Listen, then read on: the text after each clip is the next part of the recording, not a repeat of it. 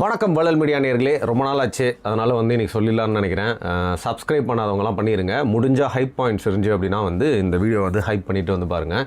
இன்றைக்கி நம்ம பேச போகிற விஷயம் தொடர்ந்து தமிழ் தேசியவாதிகள் மட்டுமே ஒரு பெரிய விஷயமாக எடுத்து பேசிகிட்டு இருக்காங்க. சமூக வலைதளங்களில் மட்டும் பல பேர் கருத்தும் கூறிட்டு இருக்காங்க. கோவையில் ரீசெண்டாக திறக்கப்பட்டிருக்கிற ஒரு பெரிய மேம்பாலம், அதற்கு பார்த்திங்கன்னா ஜிடி நாயுடு அவரோட பேர் வச்சுருக்காங்க.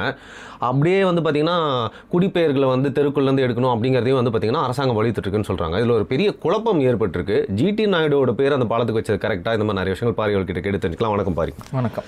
எனக்கான ஒரு பாலம் கட்டுறாங்கன்னு கோவைக்கு போகும்போது நீங்கள் நம்புங்க, கண்டிப்பாக பேர் தான் வைப்பாங்க. நான் ஆல்ரெடி கெஸ் பண்ணிட்டேன். நான் அதுக்கேற்ற மாதிரி தான் வச்சுருக்காங்க.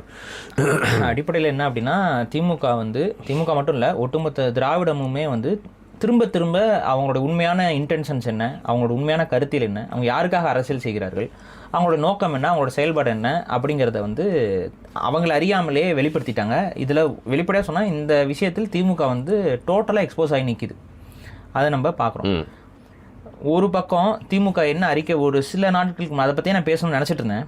ஆனால் அதுக்குள்ளே இந்த விஷயமும் சேர்ந்துருச்சு. ஒரு சில 2-3 நாளைகளுக்கு முன்னாடி என்ன ஒரு அறிக்கை விட்டாங்க அப்படின்னு பார்த்தீங்கன்னா, தமிழகத்தில் உள்ள, இது தமிழக அரசுடைய முடிவான், தமிழக அரசுடைய முடிவு, அது அதாவது ஒரு அரசு முடிவு எடுக்கணும் அப்படின்னா சட்டமன்றத்தில் தீர்மானம் நிறைவேற்றணும். தீர்மானம் நிறைவேற்றினா தான் அந்த தீர்மானத்தை எதிராக நம்ம போயிட்டு இப்போ நீதிமன்றத்தை நாடி இதெல்லாம் வழக்கு போடலாம், இது பண்ணலாம், இதெல்லாம் செய்யலாம் அந்த தீர்மானத்துக்கு எதிராக. இவங்க அதெல்லாம் பண்ணுறதில்ல. சும்மா ஒரு சர்க்குலர், அரசு முடிவு, பாலிசி டெசிஷன் அப்படிங்கிற பேரில் ஒரு சர்க்குலர் அறிவிப்பு இதை போட்டு அடித்து ஒரு அரசியல் பண்ணுறது. எப்போவுமே இந்த வேலையை பண்ணுறது கலைஞர் கருணாநிதி காலகட்டத்திலேருந்தே இது நடந்துக்கிட்டு இருக்கு. அதன் அடிப்படையில் என்ன ஒரு அறிவிப்பு விட்டுருந்தாங்கன்னு பார்த்தீங்கன்னா, தமிழ்நாட்டில் இருக்கக்கூடிய தெருப்பெயர்கள், ஊர் பெயர்கள், அது குறிப்பாக ஊர் பெயர்களில் இருக்கக்கூடிய சாதிகளை எல்லாம் நாங்கள் நீக்குவோம். இது ஆக்சுவலாக ப்ராக்டிக்கலி பாசிபிளா? இது வீம்புக்குனே பண்ணுற அரசியல் இல்லையா? ப்ராக்டிக்கலி பாசிபிள் இல்லைன்னு ரெட்டிப்பாளையம் சாதி பேர் நீக்கினா வெறும் பாளையம்னு வச்சுக்கலாம். உடையார்பாளையம் இருக்குது, ரெட்டிப்பாளையம் இருக்குது, கவுண்டம்பாளையம் இருக்குது. இப்போ இந்த 3 பேர் என்னவா இருக்கும்? 1 பாளையம் 2 பாளையம் அந்த மாதிரி தான் போகணும். வேறு என்ன பண்ணுறது? வேறு என்னது? பாளையம் 1, பாளையம் 2, பாளையம் 3ன்னு வச்சுக்கிங்களா? எரிச்சலா இல்லை? கிறுக்கே மாதிரி இதாக பேசக்கூடாது. ஒரு அரசியல் கட்சி நடத்துகிறோம், ஒரு கொள்கை இருக்குது, கோட்பாடு வச்சுருக்குன்னா ஏதாவது ஒரு லாஜிக்காக பேசணும். உங்களுக்கு இது சாதிய பெயர், அந்த ஊரில் அவர் யாரோ வாழ்ந்த ஒரு முன்னோரோட பேர், அதை நீக்கிறதுக்கு உங்களுக்கு யார் ரைட்ஸு, என்ன ரைட்ஸ் இருக்குது?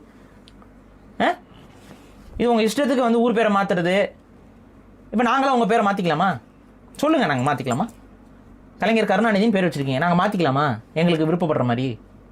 நீங்கள் அதிகாரத்தில் இல்லை. முத்துலட்சுமி ரெட்டி திட்டம்னு வச்சுருக்கீங்களே, நாங்கள் அதில் வேறு மாதிரி ஏதாவது பேர் வச்சுக்கலாமா?